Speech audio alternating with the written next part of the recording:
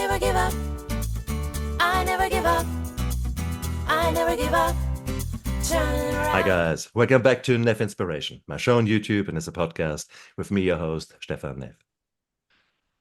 I was looking forward to this interview today because I've got Brain Fleming with me. Brian and I share a history that is so common, and that's a history of trauma. And for many of us, trauma often repeated and often starting early in childhood, repeated episodes of trauma and the inability to develop new coping mechanisms leads us to try to run away and not show up in our lives. And you want to escape your reality with drugs and alcohol and gambling and social media and making love to everything with a heartbeat. It's just, these are all variations of a theme. And we all have trauma. And my guest, Brian, my goodness, he has got, yeah, if this is a pissing contest, then he has just won. Uh, but I'll let him tell you his own story here. Brian, welcome to my show. Hey, thanks for having me on. I will have you on quite likely. No, the problem is, of course, we all have trauma, and many of us think, it's trauma is such a weird thing. Trauma is so individual. For someone, a wrong look can be traumatic because it triggers you because maybe of core beliefs, etc. And then there can be the real physical trauma that is um, really from one second to the other changing your life completely. Both of them are traumas, and nowadays they get quite mixed up, and probably quite rightly so. Every story is unique. But yours is very unique. Tell us a bit about how your life was before your trauma and or the main trauma that we're talking about and afterwards. Yeah, before I jump into that, I just want to say that for anyone listening, there is no right way to respond to trauma.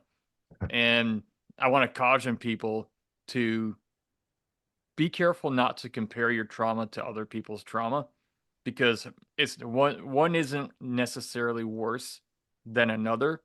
They're just different. There are Absolutely. there are people who grew up in abusive households who suffer from a lot of the same things I've had to work through that are, with post-traumatic stress and things like that, symptoms of that, that I got from, going and fighting a war in Afghanistan, which we'll get into a little bit. And so um, I do see in the world, we see people, get, their legs blown off, or they're born with no arms or legs, or, they're burned severely, and we look at these like extreme stories, and mine is kind of an extreme story. It's in there, but what every one of those people will tell you, if they're honest, is that their trauma is not worse than yours. And what's more important is learning to deal with that and work through it. And also, if they're able to or they want to use it to make the world a better place. And so, for anyone listening, please don't compare your trauma to someone else's and make it lesser. It's definitely not. But yeah, I grew up. I come from a broken home, and like most of us probably in southern Michigan here in the United States. My parents divorced at 12. It was when I was 12. It was a very violent divorce, and my mother, she uh she moved to the state of Florida for a few years after the divorce, and for those few years I stayed here in Michigan, and then my dad ended up going to jail. So I Mhm. always tell people it was my parents' divorce that mentally prepared me to fight the war in Afghanistan. Like, how was I able to mentally like keep my shit together, especially after everything, the two explosions we'll talk about that I was involved in. It was just you get thrown in the pit of lions and you have to crawl your way out. And if you survive, you're better for it. I always kind of remember that Batman movie, The Dark Knight. Remember the kid? He has to climb out of that pit out in the desert. And once he does, though, he becomes a powerful person Mhm. because, the kid, he was strong. He became, was Bane. He became this strong character. He's a bad character, but he was very strong because he had to get out. He had to climb out of that hell that he was in, and people below him, were like fighting and killing each other. And he had to take this giant leap from one stone to another on the edge of this huge cliff. And if he didn't make it, he falls to his death. And those bricks were just far enough apart where it's really uncomfortable to think, and you have to give it your all. Well, I look back on my life like that because it's like I never planned on talking about resilience, teaching resilience. It was just something that my life has been really difficult and tough, and I've had some really bad things happen. And I've learned lessons, and I found that I've been able to create a great sense of meaning in my life by using those lessons to try to help ease other people's suffering by just by teaching them what I learned, and if it helps them, great. And so that, I mean, that's the best way to redeem your suffering, to redeem your story. Is, my God, if you can take some lessons from it and just go help other people who are suffering, you don't suffer half as much. And I don't have all the science behind that, but it works, man, in a big way. It doesn't make your suffering go away. It's not avoidance, but there's something about finding a sense of meaning in your suffering. Absolutely. You know, Absolutely. Viktor Frankl, who survived the Holocaust, he was a psychiatrist. You know, he said, he had this phrase in his book, Man's Search for Meaning, which is literally one of the best books ever written. Go read it for sure. He said, when it comes to suffering, he said, in some ways, suffering ceases to be suffering at the moment. At the moment, it finds a meaning. In some ways, suffering ceases to be suffering at the moment it finds a meaning. And it's like, you still suffer, but now it's like there's something behind it, almost like a personal cause behind it. There's a reason for it. And, he said despair, despair, the textbook definition of despair is a complete loss of hope. But Viktor Frankl, Dr. Frankl, he had his own definition. He said despair is suffering without meaning. And so before I jump into my story, I want to say I was able, by not a string of coincidences, one major thing that I could not have planned that happened in my life spurred me in a certain direction that allowed me to discover this and live a very productive, happy life that I'm still living almost 20 years later after everything happened. So I joined the Army straight out of high school in 2003. Obviously, the American military was in Afghanistan as well as other NATO forces. And I joined during a time of war. I knew what I was doing. Some people say, oh, you were young and brainwashed. You didn't know what you were doing. I knew exactly what the fuck I was doing. I have friends who their family members died in New York City on 9/11. And this was, 2 years after 9/11. I mean, almost to the day when I got to basic training. And so I knew what I was doing. And, back then it was, the world was a different place. America was being attacked, launched attacks by Taliban and Al Qaeda coming from Afghanistan. So we obviously had to do something.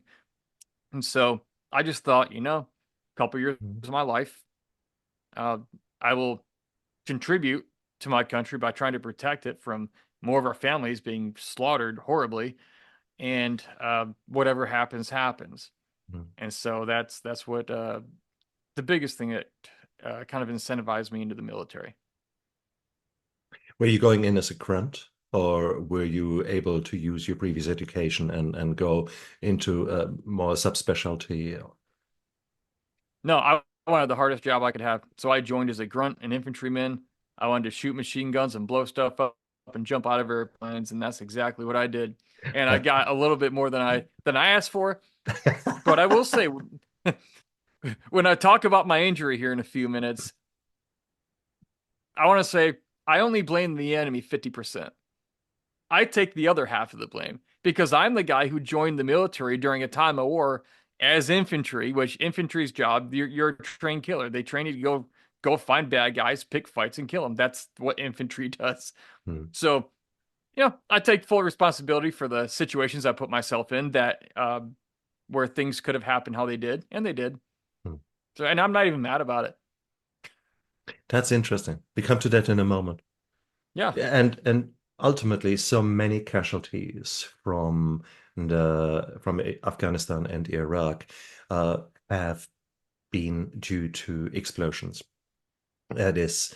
This has become such an asymmetric warfare, where indeed IEDs, improvised explosive devices, have come into their own.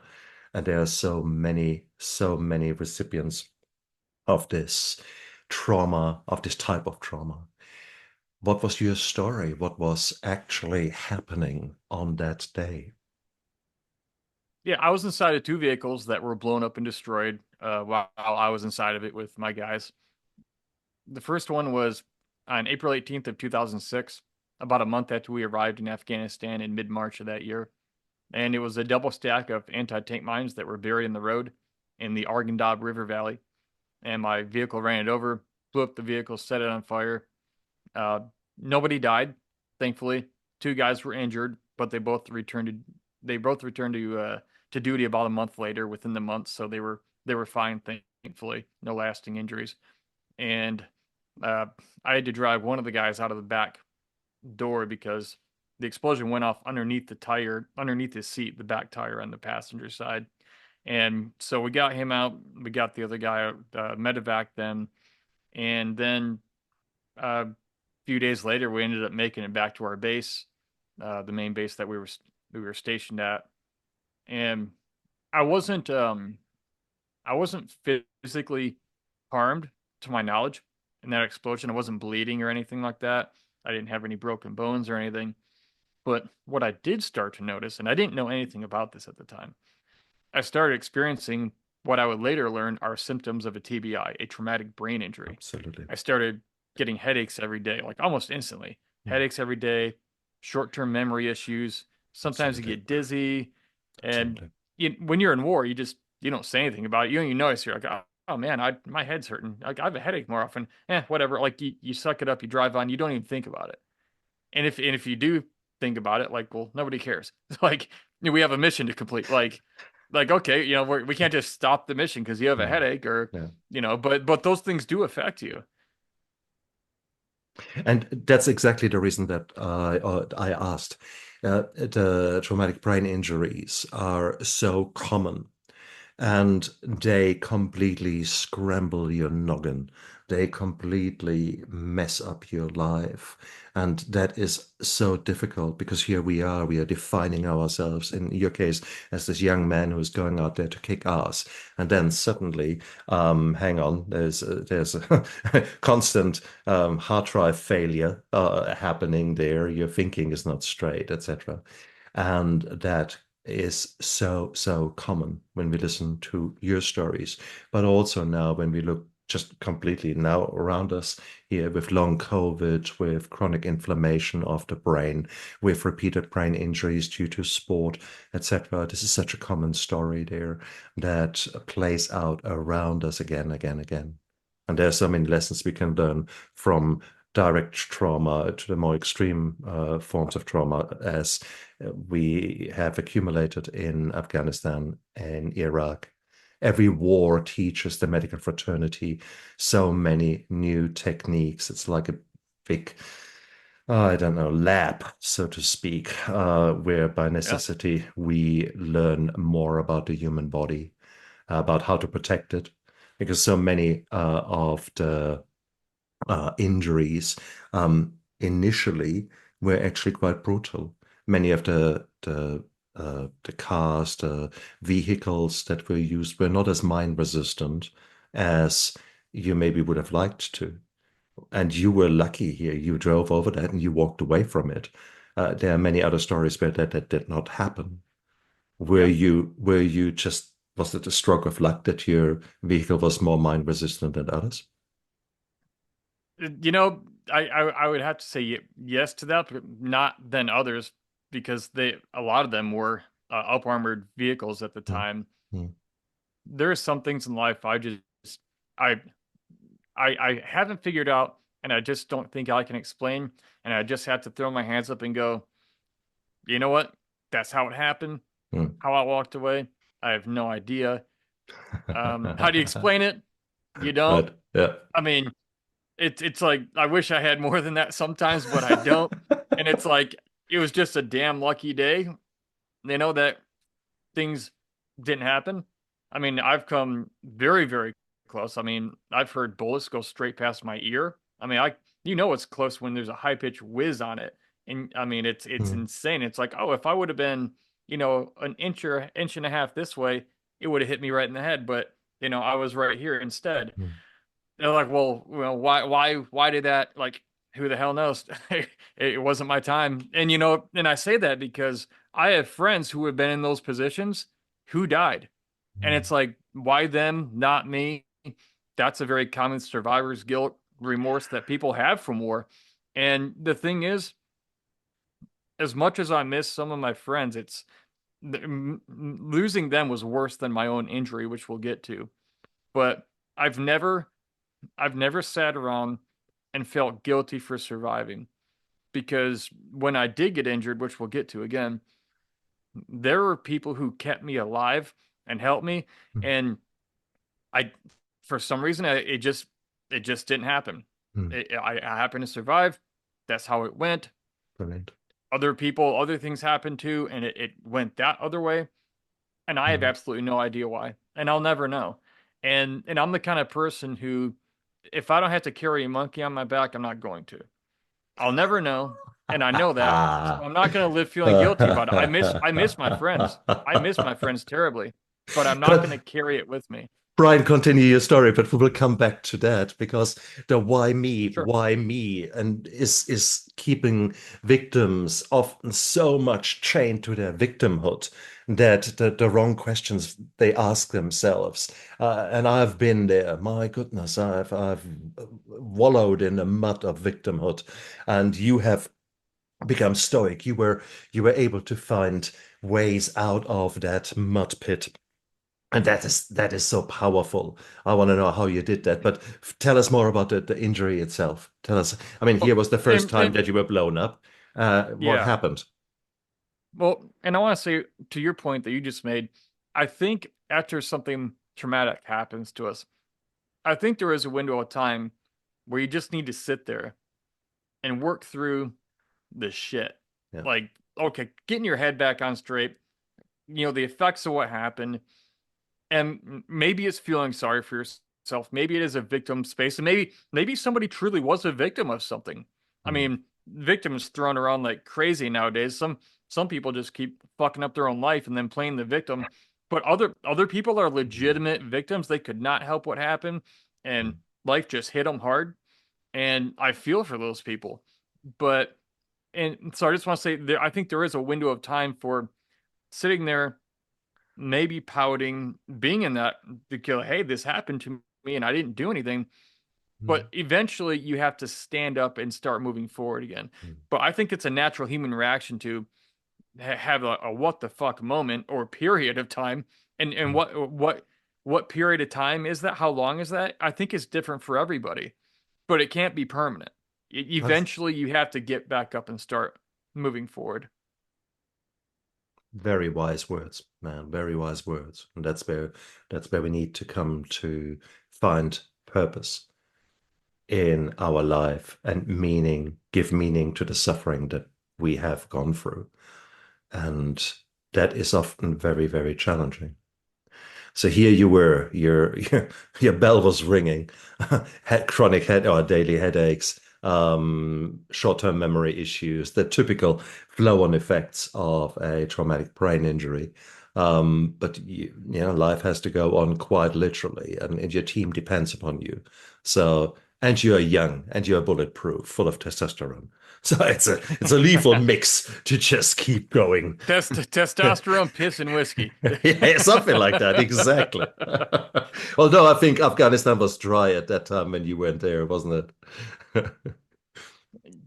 Yeah, yeah, different it? kind of place. My point.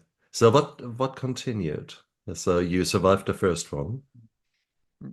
Yeah, so a few months later, on July 24th of 2006, I was in the front seat of the lead vehicle, in the front passenger seat. I was a truck commander of the lead vehicle of about a 15 vehicle convoy. And the reason I was on this convoy, it's kind of funny looking back on it. First, it wasn't my Humvee; it was my first sergeant's Humvee.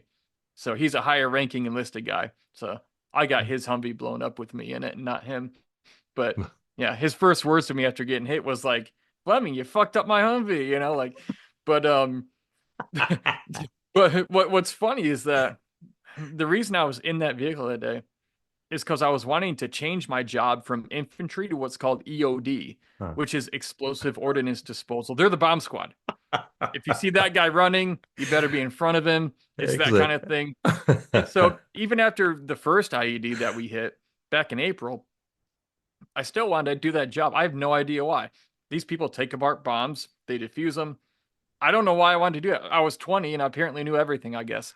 Well, I had a mistake, an error on my medical file that said I was physically unfit for active duty here in the American military, which was interesting because I was in the best shape of my life and I'd been running up and down mountains fighting Taliban for 5.5 months. I was in Superman shape. And so this is like up at elevation, 10, 12,000 feet in elevation sometimes. It's 130 degrees down at the bottom. You know, it's like 20 degrees at the top. You're wearing 100 pounds of gear plus. You know, the person you're chasing is wearing a bed sheet and a pair of Crocs and has an AK-47. And they know the territory. So I was in killer shape. And for some reason, it said I had to get that fixed if I wanted to continue changing my job. So I was on my way to get that cleared. And we were 2 miles from the front gate to Kandahar Airfield, which was our destination, when a minivan got up next to my door, slammed into it, and exploded. And this minivan was being driven by a suicide bomber, it would come to find out. And I don't have any recollection of what happened that day. I remember sitting there, I'm in the vehicle, and then it seems like I blinked my eyes. And when I blinked, I closed my eyes, and it's like in the blink of an eye, when my eyes reopened in that instant, I was laying in a ditch face down on the side of Highway 1 in Kandahar. My helmet was not on my head. I had blood pouring out of my face. I had no idea how I got there. My first thought was kind of funny. My first thought was, why would I go to sleep here? Because I didn't remember laying down there. And so then I thought, well, shit, maybe we're in a gunfight. Maybe we're in a firefight. Well, nobody was shooting, thankfully. And then I thought, oh my God, where's my weapon? Couldn't find my weapon. Because over there, your weapon's like your arm. You don't go anywhere without it. Well, my weapon was still in the vehicle. I was outside the vehicle on the side of the road, laying in a ditch. And so I did sort of a push-up, and I got to my feet, but I had a full face 2nd-degree burn on my face and neck, 3rd-degree on both my hands, which later required reconstructive surgery. And I was just sort of walking around trying to figure out, like, where the hell am I? Like, okay, I'm in Afghanistan. What the hell is going on? Because it was like waking up and then having no memory of the past, however long. And so you're just trying to figure it out. My medic, who is my driver, thankfully, uninjured and very good at his job. I saw him attending to my gunner, a 19-year-old kid who he got burned like I did. He took a bunch of shrapnel to the face. He lost his right eye. He was taking care of him. Then he came over, started taking care of me. He called in the medevac helicopter. They came and got us. And it was about lunchtime, July 24th, 2006. I don't recall what day of the week it was, but it was about lunchtime, bright and sunny outside, probably 120, 130 degrees out. And on 2nd and 3rd degree open wound burn skin, it was pretty painful. And, sometimes you go through a bad situation and then you think, boy, they couldn't get any worse.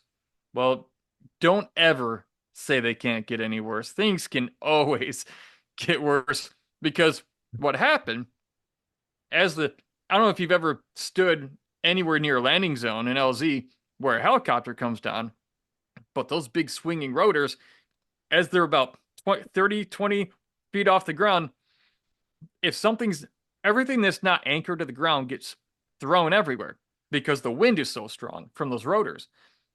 Well, we're in a desert. There's lots of sand on the ground. And so we're watching the thing come down to pick us up.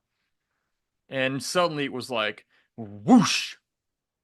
I got like sandblasted in my burned off face and neck and hands as the bird's coming down.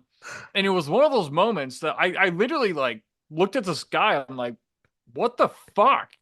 It was like kind of like talking to God. I don't know if I'd ever said the word fuck to quote God before, but it was like, really? Like all this happened, and then it's like, oh, here, how about this? Um, and this is all like going on in my head, and I'm just in this extraordinary amount of pain. The adrenaline's wearing off by now. This is like 30 minutes after the explosion. Oh, fuck. And I have no medicine. I have no morphine or painkiller, nothing in my system. I look like shit. My face, if you go to blownupguy.com, that's my website for my speaking that I do. I have pictures right after they got me off the side of the road. And it's, if you have a weak stomach, don't go look at them, but they're on there. And I just bought blownupguy.com because I'm a guy and I got blown up, and it was easier for people to find me that way as I started my career. But so they got me into the helicopter, me and the gunner. And I went from Kandahar to Bagram in northern Afghanistan to Landstuhl Medical Center in Germany, and then eventually to Brooke Army Medical Center in San Antonio, Texas, here in America. And I went from Kandahar, Afghanistan to San Antonio, Texas in 3 days. And I'm going to tell you this, those military medical personnel, they kept me alive. They did their jobs extremely well. My medic did his job flawlessly on the battlefield for me in my gunner. And I'm so grateful for them and keeping me alive and taking care of me and putting me back together. It was a terrible experience medically, and I'll get into the worst part of it all here in a minute. But all those people took care of me, and you know what? Some of those people were in their 30s and 40s. They'd had careers in the military. Others were 19-year-old kids putting nerve blocks into my shoulder. They looked like they were 12 years old, and they have these devices and needles, and they're going to do this. And I'm looking at it like, this kid looks like he's in 8th grade, but I'm in too much pain to care about it. And they completely took care of me. I mean, I have no complaints. I mean, they did so well keeping me together and bringing me back home. Interesting. So your facial burns, whilst they were incredibly painful and certainly severe, they were not severe enough to also have affected your airway in its own right. Because normally, if I was a doctor responsible for you, I would very soon consider actually placing a little tube through the mouth into your windpipe and keep you asleep for the transfer if I'm worried about your airway. That was luckily not the case with you, or unlucky, because if I just send you off to sleep and keep you asleep, you don't suffer from the pain. You wake up in Landstuhl or you wake up in San Antonio, and that's it. And you think, okay, cool, what's for breakfast? And you have missed all that, but clearly you were with it. That's ideal. Yeah, exactly. No. And that wasn't my experience entirely. Well, that's right. Okay, no, man. So pain was a constant companion from then on for the next many, many days and weeks. Yeah, I spent a total of a year and 2 months at Brooke Army Medical Center, which is the premier burn center for not just the military, but I mean in America and potentially the world. It's the place. If you've been burned, which you can't tell by looking at me, that I was burned now because my face was 2nd degree. They almost had to skin graft my face, but at the last minute they chose not to, which is why you can't tell by looking at me that I was burned. Now, here's what else is interesting, because my hands were 3rd degree, and they did have to do skin grafts on those. It's kind of interesting. The doctor came in the night I arrived there, and he said, "All right, we're gonna have to probably skin graft your face and definitely your hands." And I thought, okay, and he starts this is I thought it was the morphine, except my wife remembers this conversation.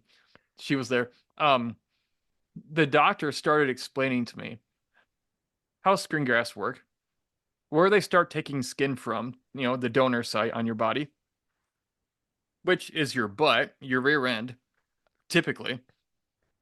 And then he's telling me how he's going to have to probably skin graft my face. So I'm thinking, wait, there's no way I just heard this, Scott. right. He's going to take skin from my ass and put it on my face. I'm thinking like my wife will never kiss me again. I'm thinking like all those names I was called as a kid are going to be true. Ass face. Yeah, ass. Or it's like I'm so glad I don't have a tattoo there because then it would be on my face and it would look weird. I mean, and then it's like, is it the morphine or is that just how Brian's mind works? And I think it was a mixture of both. But so that was interesting. But I'll tell you the worst part of this whole injury, the absolute worst, was the night I arrived at Brooke Army Medical Center in Texas. I didn't know what medical staff have to do for severe burn victims, but they put me in the shower room, took all my clothes off, they sprayed me with water, laying on this metal table, and the head nurse looked at me and he said, "All right, Sergeant Fleming, we're going to do this as quickly as possible so it'll be as painless as possible." And I had no idea what he's talking about, but that really doesn't sound very good.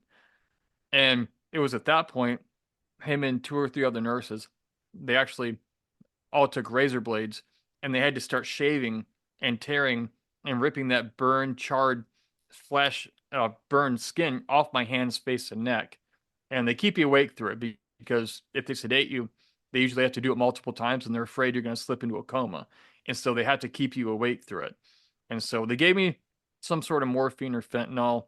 It didn't do anything for the pain. It just made me feel like I was floating. But that lasted about 30 minutes. And I'll tell you right now, it was basically like being filleted alive. And you just have to lay there and take it. I've never experienced any physical pain as bad as that. And to anyone listening, if you've ever been suicidal, I'm not going to say I understand what that's like because I don't. Now, I prayed to die in one of the moments. Go to sleep, die. I don't care. My wife will be fine. Shit will work out. I don't want to be conscious. And you know what?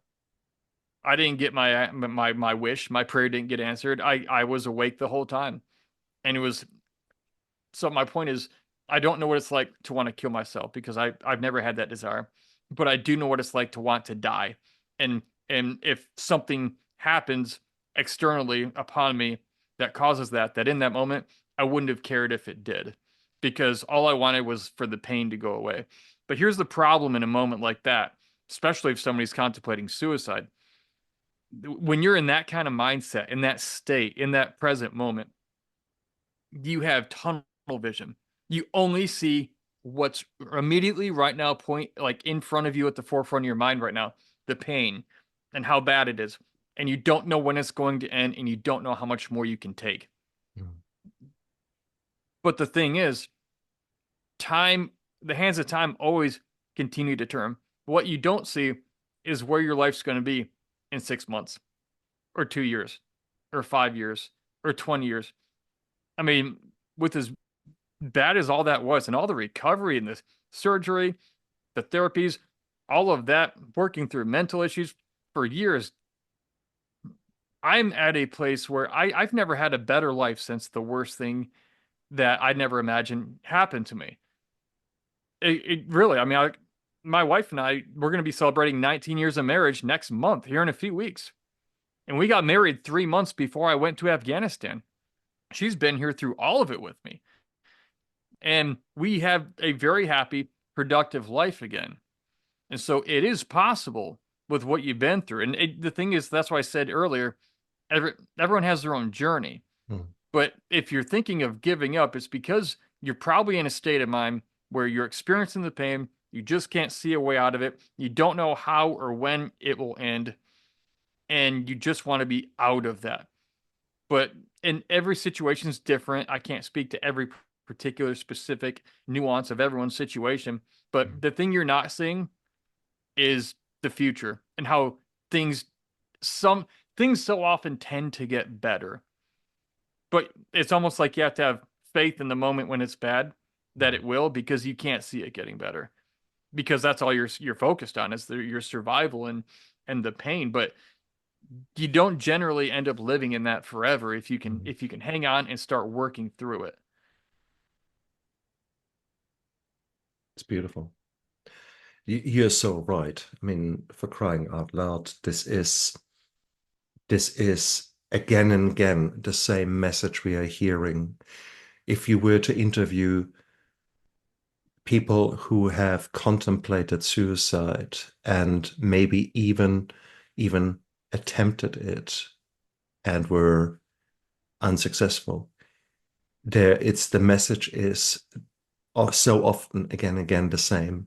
Wow, it is such a I could only see the pain, and I could not move on. And it was all so dark, and I was convinced I'm the only one who can possibly understand what I'm going through. And then there is no help out there. There's no hope out there. These are the lies that our brain keeps telling us.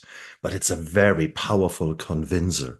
It really it's bullshit when you look at it, when you're able to get out of that state. And certainly down the line, that's virtually, I mean, I've had more than 500 interviews, and it's virtually again and again, it's like a broken record of positivity, for crying out loud. Most of my guests have gone through shit you don't want to know. And here they are, being complete transformed, beautiful human beings who are going out there and are proving that life is worthwhile living, and that all the lies that you keep telling yourself, and with you I mean your conscious and the big subconscious down there, which is where all the shit happens. Yeah, it is, the subconscious is telling you stories, but that's really all they are. They're stories. They're not the truth. Yeah, and what you're referring to is what I call propaganda. Everybody has everyone has propaganda in their own minds about the situation they're in. But and here's the thing, Propaganda. propaganda is that it's the narrative that is speaking against you, trying to defeat you. Here, and I've been a professional speaker for 17 years. I'm an ad copywriter. I know how to write words that convince people to take desired actions. That's what a copywriter does, a good one. And I can tell you this about, I don't say good propaganda. What I mean is very effective propaganda. The most effective propaganda, whether it's in newspapers in Nazi Germany in World War II, or it's propaganda on social media in America in 2024.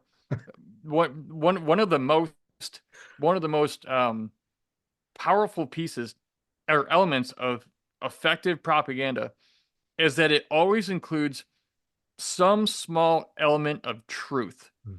It's like the message, or whoever's providing it, whatever the voice is saying, it will state something that you can agree with.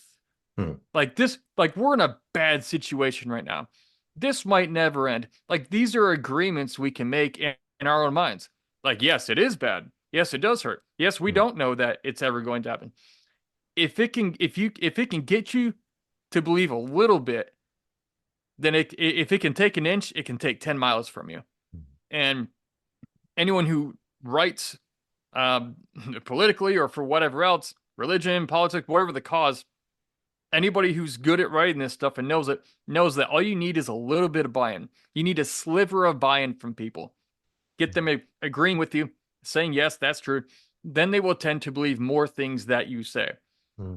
So you really have to look out in your own mind when you're thinking things about your painful situation, because you're going to say things like, well, it is true that every day I'm in pain. It is true that I, Hmm. I don't know when this is going to end. You have to be careful, because that voice that's also you or in you or whatever the hell it is, it's talking against you. It If it can get your buy-in, look at what you're agreeing to. Like what is that voice saying about your situation that is actually true? Hmm. Well, just because that little piece doesn't mean everything else that you think is true. I don't know who said it, but it's a great way to put it. Don't believe everything you think. Just Yeah. just because you think something in no way validates it as true. But if you think it's true, then you're probably going to live according to it as if it is true. And sometimes, because of what you believe, you end up behaving and doing, and something ends up becoming true. And so you have to really look out for that, though. Be very wary and careful of those agreements that are legitimate concerning your suffering in your own mind. But make sure you can admit something is bad. You can admit, yes, this is true, but that doesn't mean everything else you think that the propaganda says is also true. Very wise words. The reality is, if you were to be able to count them, how many thoughts you have got in a day, people say 60 to 80,000 thoughts a day, of which about 80% are negative, are fueled by catastrophizing for the future or by looking back and only focusing on the bad things in your history. So that is a lot of information out there in your head. And most of it is negative. I'm sorry, and here's a good example. You can probably attest to this, being a guy who's sober now. Imagine when you're working through your journey of getting off alcohol, being sober, there were probably days where you were thinking to yourself, "Oh, I can't even imagine. Oh, like there's no way I could go a year without drinking." Like these thoughts like that. And then you could look back and go, that's kind of right, because I don't remember a year in my past as an adult where I went without drinking. That could be a perfect example of an agreement you make. But instead, what did you? I would assume, I'm thinking, based on what I understand, just my understanding, I think you probably had to make very intentional decisions, moment by moment. I don't have to look at the next year. I'm just not going to drink tonight. That's exactly And if it. tomorrow, and if It's ex tomorrow, yeah, tomorrow I might, but I'll yeah, make that decision tomorrow. And when tomorrow yeah, comes, you know what? Maybe tomorrow, but not tonight. yeah. This is the taking one moment at a time, one day at a time approach. And that is so beautiful. But I think that misses something because you're only focusing on sobriety. You're not dealing with the underlying reasons why you want to escape your reality. And I think that Mm. is the key thing. And I think that is where the work of supporting resilience and of actually going out there and exploring what is triggering you, what is driving you, where is this negativity coming from? That's where the hard work really lies. Yeah, you're sober. Now what? Now comes the journey, really. And that journey was there for you. So coming back to your story, Brian, you were for 12 months, 18 months there. Your life stopped. Your life as you had known it was finished. And that is, for a young person, that can be catastrophic. Were there moments of darkness? Were there the dark nights of the soul? And how did you deal then with it? Rightly or wrongly so? Did you go for a drink or 10? No, actually, I never really drank anything till I was about 35, and I started sampling whiskeys, just like, oh, that's interesting how they're made and they taste different. And I'm not like a raging alcoholic, but I'll socially have some drinks. But um, no, back then it was funny. The doctors, they would always ask me every time you go in, all right, height, weight, do you drink, do you smoke? And I would say no. And they're like, you're an army infantry guy, you're a grunt, you don't drink or smoke. It was the weirdest thing. And I'm like, no, I don't. I always used to tell them, I have I have enough problems. I don't need more. And I really didn't. Sure. I didn't drink. But So how did you escape? You're not just I saying, didn't. "Oh, brilliant! Hey, No, that's I now I give me know more pain." no, I didn't escape, and I didn't try. Now, Interesting. here's what the military medical system tried to do, and this is necessary. I'm not vilifying them. They tried to give me means of escape by giving me a Uh-huh. bunch of psychotropic drugs, a bunch of pills, Ah, ah. stress relieving pills, Prozac, Xanax, all these mental health pills. And obviously those are good for some people for a time. So they were like force feeding, like, here's all these prescriptions. I mean, I had some friends 24, 25 years old who were taking like 30 pills a fucking day. Like, no 25-year-old needs 30 pills a day for happy pills. So Okay. they were doing what they were trained to do. But those were escape mechanisms that Mm, you just as easily could have had alcohol or weed or whatever else. All right, choose your drug of choice. They're all mm, drugs. But I didn't want to get stuck on anything. I had seen people in my past prior to that have their lives ruined by pharmaceutical drugs mm, because they abused them, they got on them, it messed them up, and they never mm, recovered. So I was mm, actually afraid to take them. And so my whole mindset was, mm, I'm going to fight this thing head on or die trying, mm, because I'm damn sure not going to live my life as a zombie, mm, you know. And I didn't have kids then, but I'm not going to live my life where when mm, I have kids, they're watching dad, sit on the couch with his feet on the coffee table, watching TV, doing nothing with his life because one bad thing happened in the war mm, years ago, and then he just, when I'm 60 years old, I'm still making fucking excuses for why I've done nothing with my life. mm, Um, I'm not a believer in that. It's like I understand trauma can affect us for a period of time, but if you've been sitting in your trauma for 10 years and you haven't gone anywhere, you missed the fucking boat. mm, Like, get up, like, get off your ass, mm, do something different. Like, you have a better life you can live. But if you're taking the pills, if you're drinking it all the way, you're smoking the weed to get it all the way, you are pacifying it, but you're not dealing with it. mm, And again, my whole thing, again, I didn't try to run from it. I just thought, okay, I get really pissed off about 23 times a day. Why is that? mm, Okay, how can I try to figure out what these triggers are that are like amping me up with this hyper vigilance? And it took years to recognize. I always thought other people were worse off than me.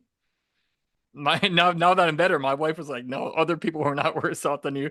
Like that I was pretty bad. That was my biggest thing, was like I would just get angry fast. Like it was like a mm, hair trigger. Things would trigger that. But it's like, okay, I messed that up. I'm sorry. I'm going to try to recognize that when I feel it happening, when I feel the instant, stress coming up in my mind, I'm going to try to remember that feeling so I can go, wait a minute, whoa, like, and try to, defer that and handle it better. It was very primal. I didn't take anything. I've literally never taken pills for anything. Post-traumatic stress, nothing. I'll take Excedrin if I have a headache, which is over the counter. It's like Tylenol. mm, I never thought to run from it.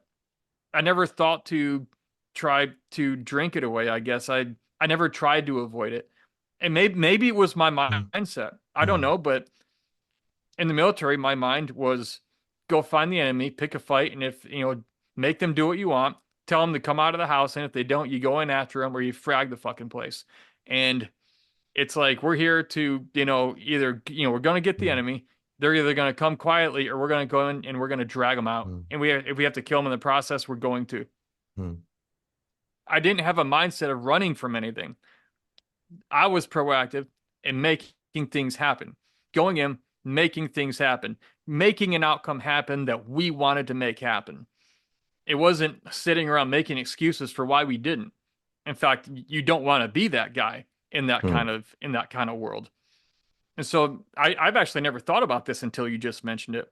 But maybe that's because that was my mindset mm, in the life or death situations I was in for months. That maybe you just, when I got back, it's like, well, that's not going to do much good dumbing me down mentally. mm, I'd rather just fight the enemy raw, fist to fist, so to speak, metaphorically speaking, and we're going to figure this out, or I'll die in the process. But mm, at least I didn't just drone like a zombie and then, I mm, start making excuses for why I'm not, why I'm not, why I'm doing mm, certain things, or I'm not where I should be. Or I see so many people, man, like they're older, and I I try to love people, but there are some people who they like had a thing happen 50 fucking years ago, and they still use that as the excuse to treat people like shit. And it's like, no, you're not mm. traumatized. You're an asshole. And you've never been called on it. And you've never like been forced to look in the mirror, and you've never tried to deal with it. Yeah. I know people like this. I have family members like this who I don't talk to anymore because they're like that. And like after you get burned the 153rd time, you're like, hey, they're not changing, and it's not healthy to be around them. And so you do what you got to do. And if you have to have something for a time to help you get through a Mhm. period of time, that's okay. Some people Mm. need pills for a period of time. Absolutely. But in my non-professional, non-medical opinion, I don't think you should be taking that shit the rest of your life. I Mm. think you should learn how to develop yourself and work through things and learn about yourself, be more self-aware, and do whatever you have to do to become the best person you can in Mm. spite of everything you've been through. And again, everyone's journey is different. Mm. How long is that and what's it look like? We all have Mm. a big zigzag maze of a road and they're all different. Mm. Like I can't say yours should be like mine or you shouldn't take anything, you know? Look at what I like. No, they're not the same. They're not worse than each other, like we said. They're just different. And Mm. I recognize that. So I would never look down on somebody who drinks it away Mm. or takes pills. Like I get it. But I just chose to fight, and I guess I put my energy into fighting shit Mm. rather than, trying to numb myself from it. Mm. It never really disturbed me what happened. The doctor would ask me and say, Mm. well, what happened in Afghanistan or, the suicide bombing, you woke up on the side of the road. How'd that make you feel? I'm like, how'd it make me feel? I'm like, that's a dumb question. I'm like, it fucking hurt, man. Like, Uh, but yeah, it hurt, but you know what? I'm alive and I'm going to therapy every day, getting my body and my mind back and I'll work through it and I'll move on and uh, what's for lunch? you just pointed there without meaning to. You pointed to something really, really, really important. You took action. I go to therapy every day, and that is physical therapy, but it's also community, connection, exposing yourself to Yeah, others, being open, being not locked away, locking yourself away. And that is the big difference. You're huge. actually there, is it not? We know, for example, from the Falkland War, that the UK went 8,000 miles and uh, had a very brutal, very short war. And there was a lot of trauma. There was a lot of people got severely burned, got killed, and a very traumatic time for young men. And about half of them ended up going back on the ships, and half of them were flown back. If you look at the difference between PTSD, it's staggering because those people who were on the ships, who had time to decompress, be together with people who were actually experiencing the same thing. The only thing they had to do Mhm. is turn up for the roll call, and then the rest of the day it didn't matter what they were doing. And some of them were just actually crying and just lying alone. But there were so many opportunities for them to exchange stories and come to terms with what has happened to them. And Well, the and amount. you're part of a bigger unit and everyone gets it. Hmm. But the ones who flew back, even like me, like I was on the streets in San Antonio, Texas, within a few weeks. My Or point, within days sometimes if you come home and you're not injured. I my mean, you can be home 3, 4 days. You were in Kandahar getting gunfights and blown up, and then 3 days later, you're on the streets of, Detroit or San hmm, Antonio, New York, wherever you're hmm, from. hmm. Yeah, it's kind of a clash. Like, there's not a lot of time to decompress, like you said. Indeed. So you actually had the chance of stacked against you, but you have been such a stoic man, and I think there was a resilience within you that was even further nurtured by what occurred to you. Having said that, at the moment it all sounds so beautiful, but there was this anger.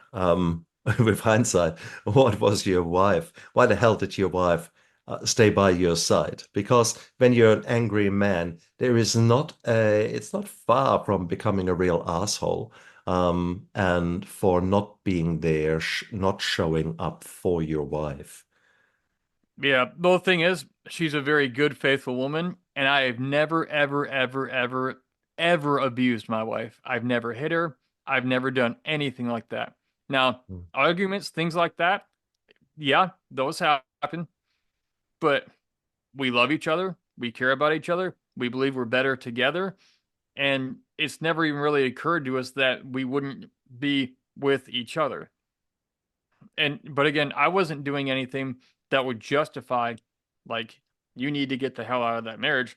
I mean, a lot of people, they come home and, there is physical abuse and other kinds. I've never done that, and it'll never happen. I can go and I can do Brazilian Jiu-Jitsu. I can punch a pillow. I can do a lot of things to de-stress, whatever, go to the gym, work out, run. That's probably one reason, is that I never did that. Now, I'm not perfect, but the things that will destroy your relationship fast, things like abuse, I won't do. I'm not that kind of guy. But I have faults too. I'm just saying I've never done that. And she's a very traditional, faithful woman, who genuinely loves, and I'm very grateful to have her. That's not the case with most people like me who are in the military, especially if you're injured in war. There's I remember looking at the Marine Corps' Camp Pendleton's website. That's the Marine Corps base out in California. They were reporting the military stat that over 83% of all first-time enlisted, meaning 18 to 22 years old, there's an 83% divorce rate among first-time enlisted troops in the American military. So it's not normal that my wife and I are still together and happily together. We've both been through trauma of our own separately, and we work through things. We fit. I'm not doing anything, like I said, physically abusing or any other. She's never cheated on me. She's never even thought of it. I didn't even have to worry about that when I was deployed. It never even occurred to me, because it would never happen. That's just the kind of person she is. So there are things I think that we have on our side that we just click well together. And we got, I guess you could say, lucky. But it's not been easy. We've still had to work through things. Don't get that twisted. Again, taking action, but being conscious, living with intent. And I think that is where so many of us, again, fall down, that we are getting overwhelmed by so many other things and get sidetracked. Do you actively plan your day? Do you actively put the big stones into the jar first? Or what techniques do you employ that help you to be more stoic, to be more resilient? I mean, for me, I think you'll understand this. I'm a man, so I'm a problem solver. Which is why, when a woman brings me a problem, it usually doesn't end well, because women don't tend to generally want a solution. They want to be heard, not just to fix the fucking problem. So I'm a guy. I fix problems. It's what we all do as men. That's how we're built. So if there's an issue in my life I'm facing, it's like, okay, like, it's an enemy. So I see this very much as a battlefield. Life is a battlefield. Pat Benatar had a great song, Love is a Battlefield. Love is a battlefield. Yeah, exactly. It's definitely a battlefield. But if I'm facing a problem in my life, I see it as an enemy. So, okay, there's an enemy standing in my way between me and something I want.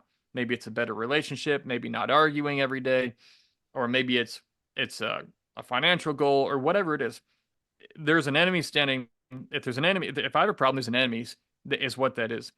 And then, like we talked about earlier, there is propaganda that comes from that enemy. So I can see an obstacle in my way. I can see, let's say my wife and I argue too much. I could say that, for example, if that was the case. Then the propaganda from that enemy would be like, yeah, she's always causing trouble. She's always disagreeing. She's never agreeable. It's always your fault. She's always so overly emotional. This narrative in our heads that just wants to reinforce the obstacle / enemy that is literally standing in our way. So to answer your question, how do I get through things? Well, I look at it and I go, okay, what's the real problem here? I have, like, some people, they can't fix their problems because they won't look at it, let alone identify it positively. I'll look at something something, say, okay, what is the actual real problem here? Mm. And I have no ego in it. Sometimes it's something in me or something I didn't see. Like like accomplishing the mission, getting past the problem is more important than being right to me. Now I'm right a lot, so I'm happy about that. But not always. Not And so always. and so humble. Yeah. So a lot of times I'm right, a lot of times I'm not. And but the thing is, I'm willing to see if I'm not right because that's called intel. We call that intelligence. In the military, it's good to listen when the guy comes on the radio and says, "Hey, don't go over that ridge line. I know you think you're safe, but there's 150 enemy out in the other side.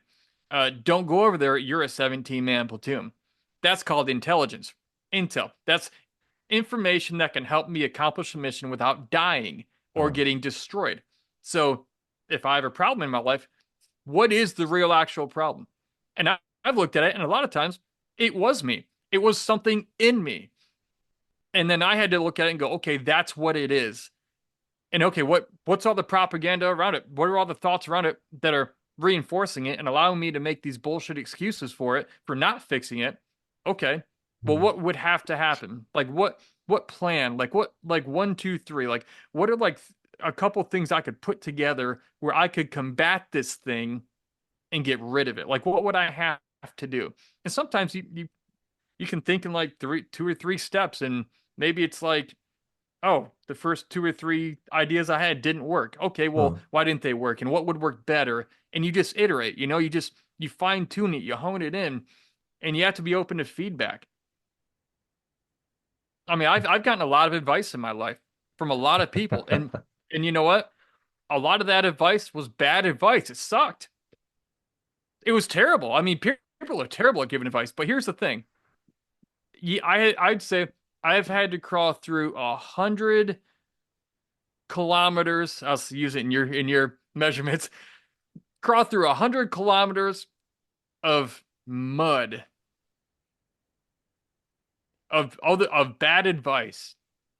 But because I did, at the end of that, I found the one piece that worked. But I couldn't have gotten to it if I wasn't willing to crawl.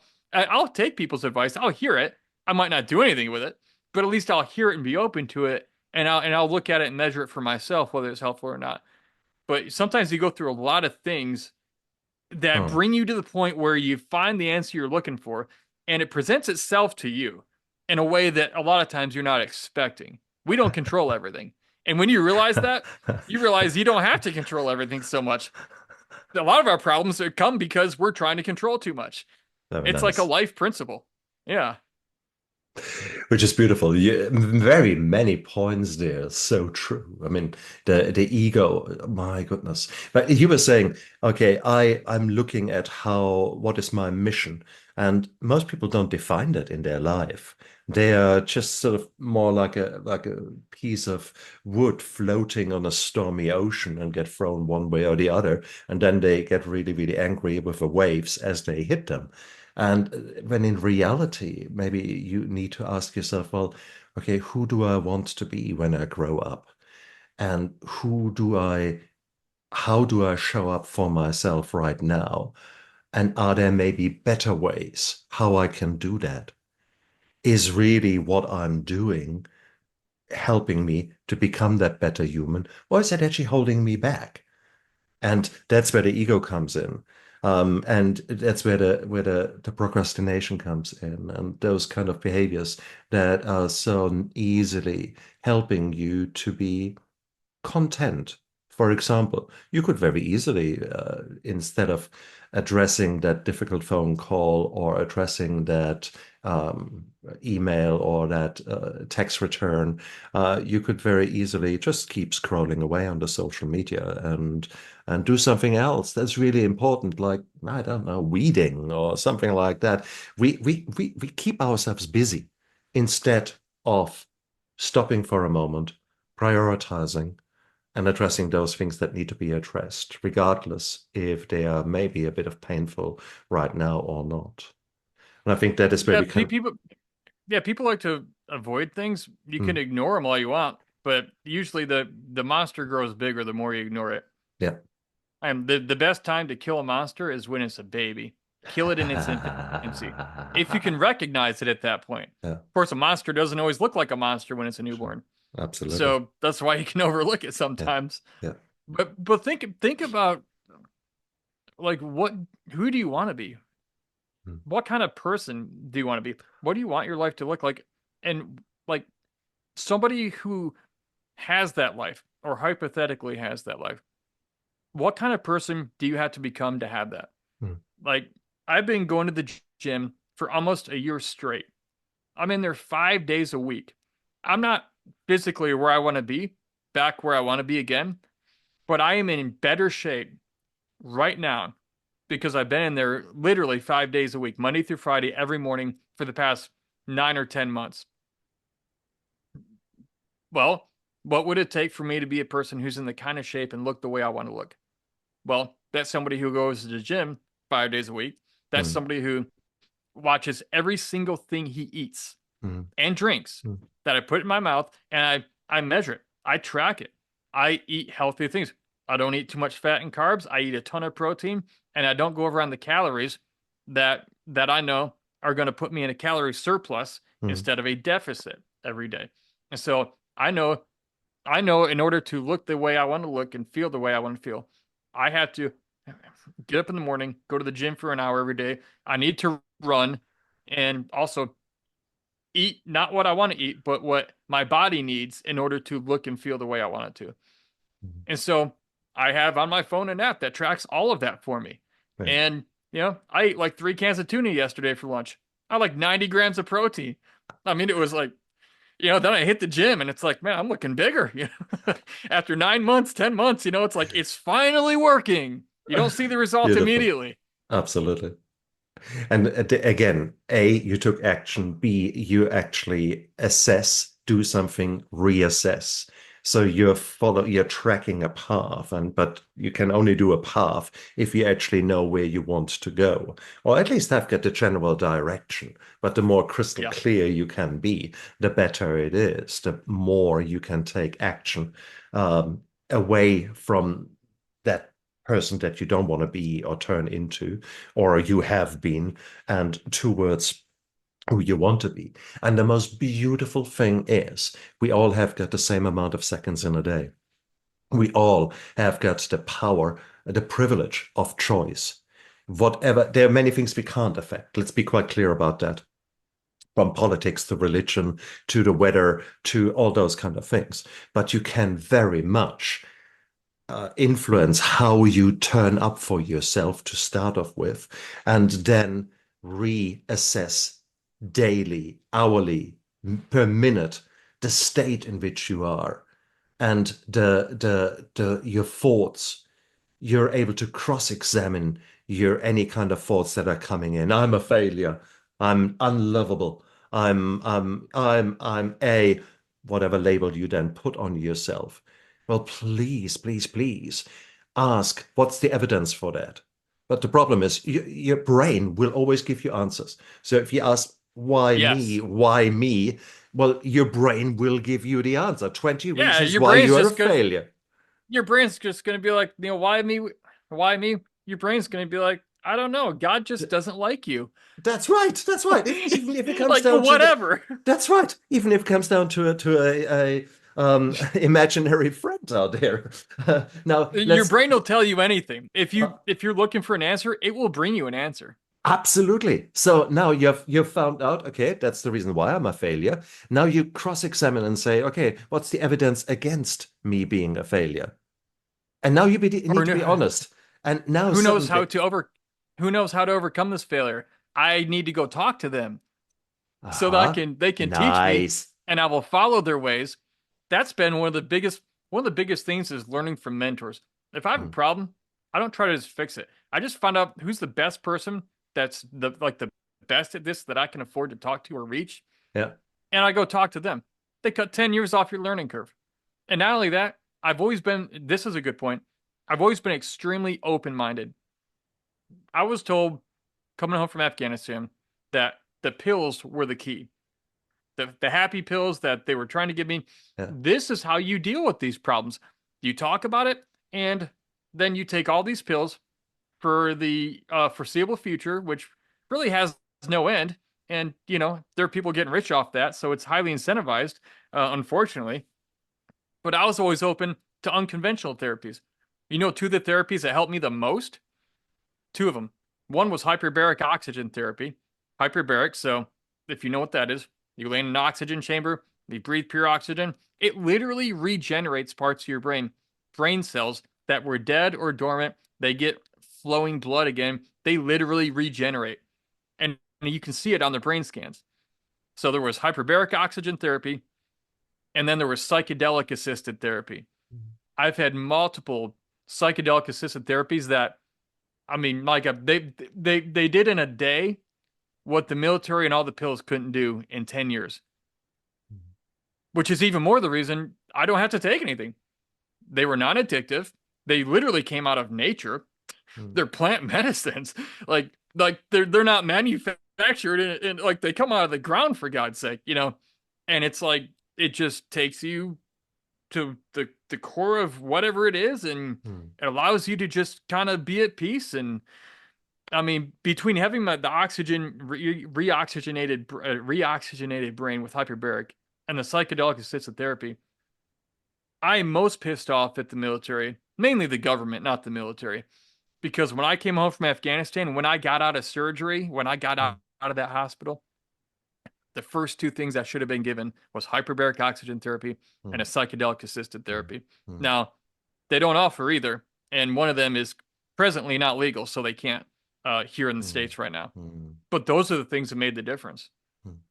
I think I just want to say a word to that. Firstly, the way brain injuries were dealt with and how PTSD and the returning soldiers were dealt with after in the early parts of 2000s, the knowledge was not there. PTSD was barely recognized after Vietnam. So you have to say there's a huge learning curve for the medical fraternity.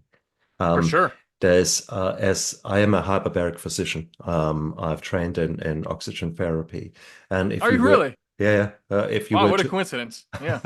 if you were to look at the data, though, in the early 2000s, there was no data there for brain injuries, and there were a lot of people who made a lot of money out of such treatments, which were just where you have to say scientifically, hang on, there's no proof for that.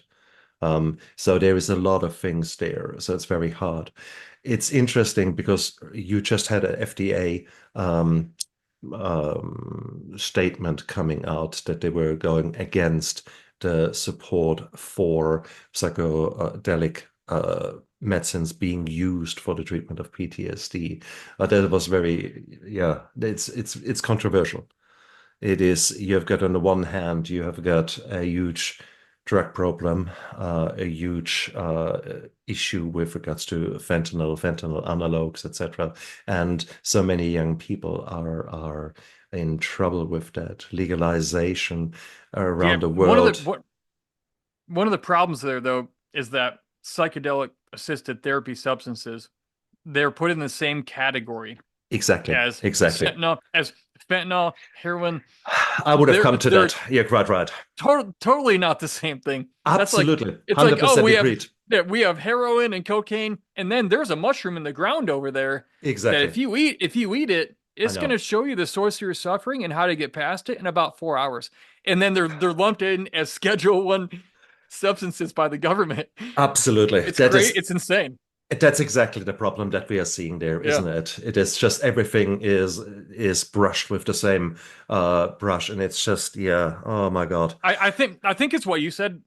One of the things is it's developing to the point that we understand things enough, because the FDA has its process for a reason. You can't just FDA approve anything. Yeah. So it needs to be strict. And I believe in the future that some of these therapies will be approved. I really do. But at the same time, we can't say like, oh, ibogaine or 5-MeO-DMT or psilocybin or ketamine, or I don't know if ketamine's even a psychedelic. I've heard it is, but or ayahuasca. Saying, well, these are like heroin and everything else. Absolutely not. They're never addictive, nobody's ever died for them. I mean, Mm. ibogaine, but that's if they're on something else and they're not medically cleared, Mm. whole different thing. But yeah, it's both of those things.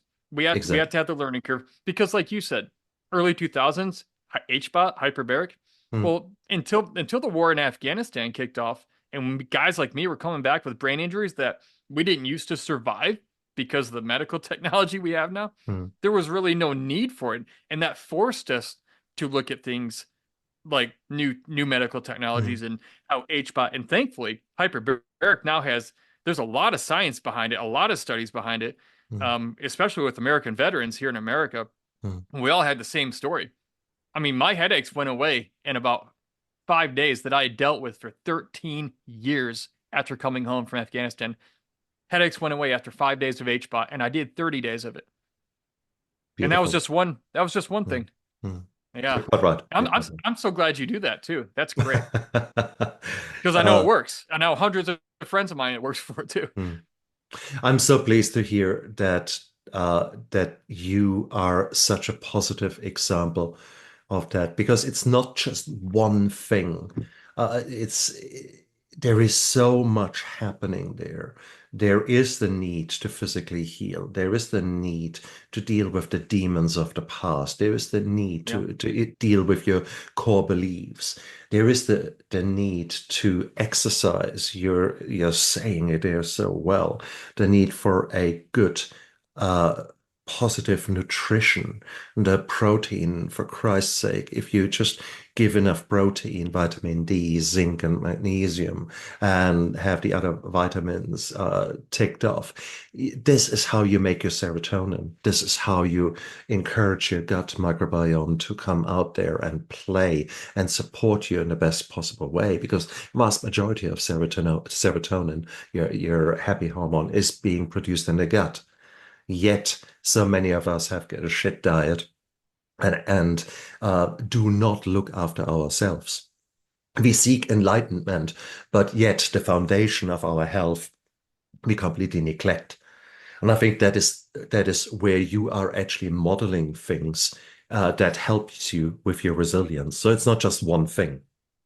You can't just eat shit, don't exercise, completely socially isolate yourself, and then have one course of hyperbaric oxygen therapy and it cures everything, or one treatment or a few treatment sessions with psilocybin or MDMA, and suddenly you are cured. Bullshit. But no, I definitely agree with you. I wouldn't say it's like, oh, one time and banned forever. But if the closest I've ever been to that was with psychedelics. Nice, I nice. mean, yeah, From a psychological point of view, from a from a psychological, yeah, yes. from a PTSD point of Mhm. view. And did it also address other aspects independent of your PTSD? The the biggest thing, well, it depends on which one you're talking about. I've Mm. had psilocybin, I've had ayahuasca, Mm. ibogaine, 5-MeO DMT. They're all kind of different, but they all kind of lead to a similar place. Yeah. For me, it was mainly for the psychological. I always say it's like we think we have a problem, right? That we're going to deal with. Well, then you do the psychedelic therapy, and it goes about 10 million miles deeper than the problem you think you have. And it goes, oh, by the way, here's the real root of the root that you think is the root of your problem. Yeah. And then it allows you to deal with it. I mean, and this is even more incredible than my healing that I've experienced on that is my wife's healing. My wife was sexually abused as a child from the age of 4 through like 12. She dealt with childhood sexual trauma for 34 years. After I went through the treatment, the psychedelic treatment with ibogaine and 5-MeO DMT, I sent her a month later.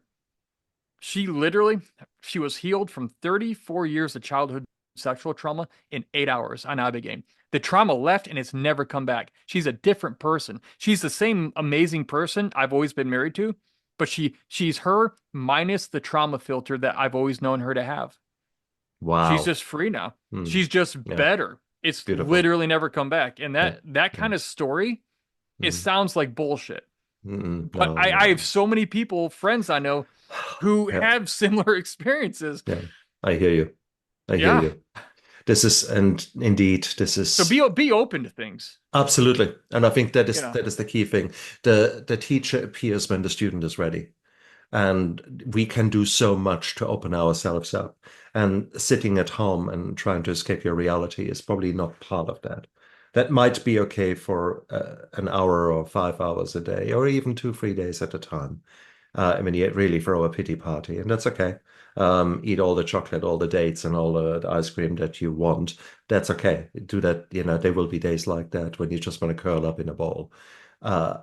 But nurture yourself, but take action thereafter. And that you go out there and embrace life. And even if it doesn't feel like it, show up for yourself. 80% of success is you showing up. And then suddenly miracles happen where you think, bloody hell. How often, if you do some sport, how often were you not in the mood to go to the gym? How often were you not in the mood to eat something healthy? And then you do, and you feel 10 times better, and you think, Oh yeah. okay, isn't Oh, it? you're done with a good hard workout. Ah, You feel electric, man. You're like, I can do absolutely, anything. Yeah. absolutely. I And I've, I I always if I can interject, I always sure, say there were three foundational principles that made the difference in my level of resilience. And I found these to be consistent through people, whether I know them personally and they've overcome things, or historically people who have been through bad things. I had I had a sense of meaning in my suffering because I would meet people. I met a girl one time who tried to kill herself 2 weeks before I met her. And when she heard what happened to me and how I was fighting through to like win my own battle, she said, I tried to kill myself 2 weeks ago from, I was abused all these years. But if you can get through what you're going through, I think I can keep going too. That gave me a huge sense of meaning in my suffering because isn't it? maybe it's like we can discover meaning, Yeah, but I think we can also create meaning by doing meaningful things that help other people, things exactly. that are meaningful to us. So there was meaning, but then I had mentors. I've had community. Yeah, I've been open minded to people to learn from people and get around them and not isolate. And then nice. the third one is a mission, meaning, mentoring, and a mission. A mission that's bigger than me to live for. Because let's face it, people who have something to live for, they don't kill themselves because they still have something to do. There's more. We will do bad things to ourselves, but we'll hang on and suffer more for other people than we will for ourselves. Mm, If we have a mission we're living for that we believe in mm, and other people are depending on us, we'll often delay doing something that's going to hurt ourselves mm, because we still have this other thing to do. We have this thing that we're not yet done. We haven't mm, accomplished this mission yet. So that's the keynote speech I've been given for years. Is it's mm, on meaning, mentoring, and a mission. Those are three things that I actually didn't know were present in my life throughout my recovery from mm. Afghanistan. Yeah, But I realized years later, those were three things that were there. And when you don't have one or all of those things there, your life starts to get really out of balance psychologically. I love it. Wow. Brian, what an interview. Thank you so much. You're an amazing man. Your story is so beautiful. And it is not just one trauma, one transformation. It is creating a resilience within yourself that is so powerful.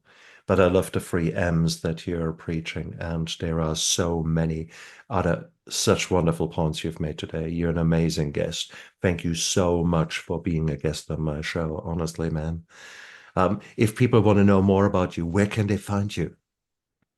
Yeah, you can go to blownupguy.com if you want to see what I do as a speaker, as a professional speaker and Yeah. whatnot.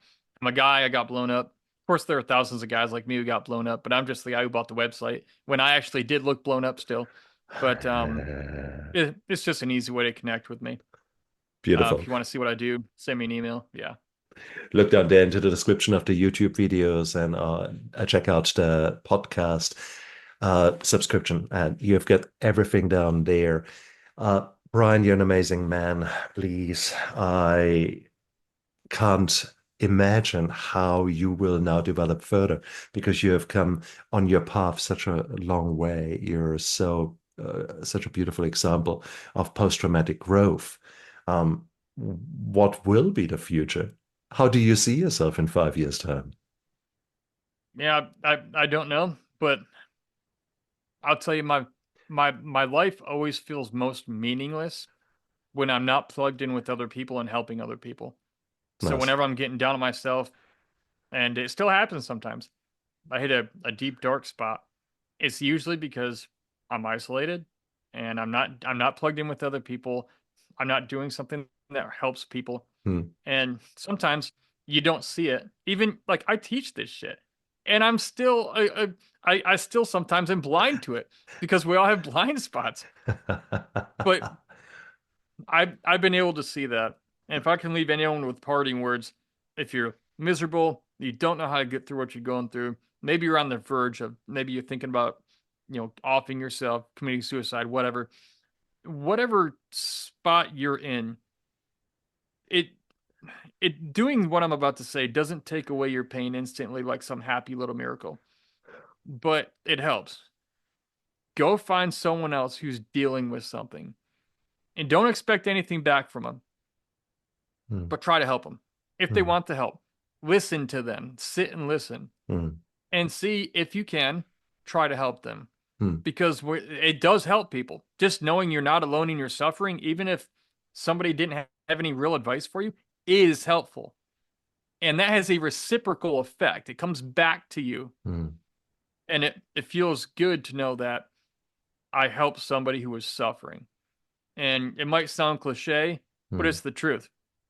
I mean, I don't see a lot of people out there making a genuine difference in people's lives who are miserable. Unless they're doing it for the wrong reason. No, absolutely true. Brian, thank you so much. Look after yourself, hey man. And I can't wait to see more of you out there because you truly make a difference. So that's fantastic. Well, thank you. And thank you Mm, for having me on your podcast today. And the same to mm, you. I look forward to keeping in touch with you. That's great. And you guys out there, look after yourself and live with intention. Bye.